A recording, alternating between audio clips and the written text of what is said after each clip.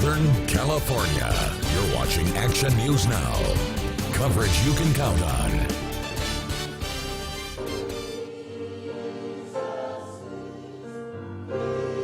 Gone but not forgotten. The 85 victims of the Camp Fire were memorialized today with music and dance and poetry in a 90-minute touching tribute in Paradise. Good evening. It was 3 months ago today that the Camp Fire stormed across Butte County's ridge, forever changing the lives of tens of thousands of people and ending the lives of 85 people. Today, hundreds mourned those lives lost and at the same time celebrated the lives that they lived. Action News Now reporter Spencer Joseph has more on tonight's memorial. With more than a dozen faiths represented, today was emotional for everyone involved. Here are some of the sights and sounds as well as words of tonight's ceremony. Today we're remembering and we're celebrating the lives of the 85 people who died in the Camp Fire. The loss that we are all feeling is tremendous. A person is not really dead unless they are forgotten.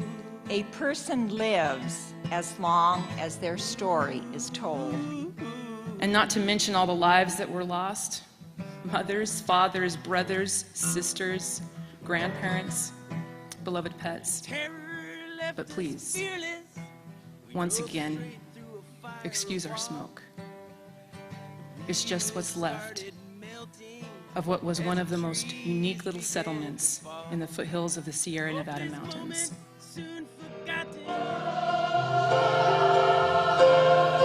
Hope it ends at some point where Paradise, something that was lost, has come back. Some little bit of what we knew before we're able to pull out of the wreckage.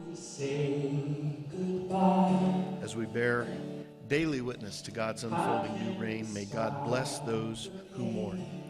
As Jesus said, they will be comforted.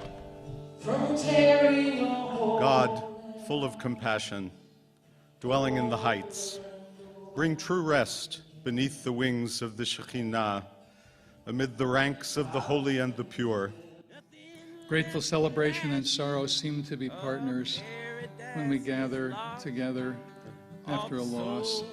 And I hope this is what we have the courage to express and share with one another. When the spotlight is over and all the cameras are gone, there's one thing for certain: Paradise is strong.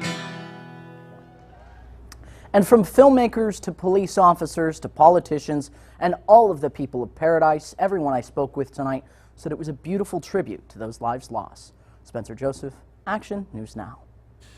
Tears, hugs, and deep emotions this evening in Paradise, as well as hundreds of people filled the Paradise Performing Arts Center. Action News Now reporter Cecile Juliet takes us to the memorial for victims and survivors of the Camp Fire. Cecile. That's right. Of course, as you saw there, it was an incredibly moving service with representatives from more than a dozen faiths and people from all over the ridge there to share this very special moment of healing.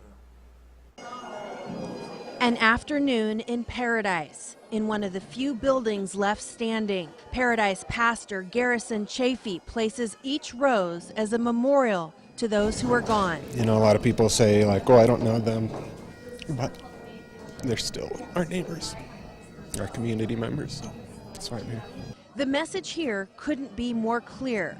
Fire burns and destroys, but love unites. After the fire, I think it's important that people know that, you know, we're all in this together.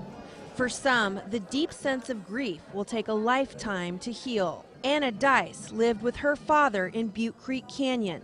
They waited too long to evacuate, and her dad didn't make it out. He couldn't get out, the kitchen collapsed.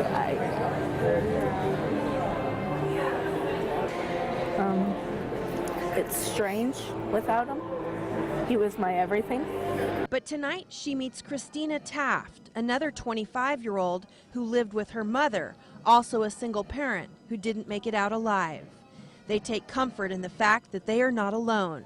Christina hopes people will remember her mother as a vibrant and kind woman. I thought it was great that they mentioned the victims and showed their photos outside with their biographies. Judy Lovell's home is still standing, but she still feels lost. My whole social network is gone. I participated in my church and it's burned down. The Paradise Garden Club, where do you plant a garden?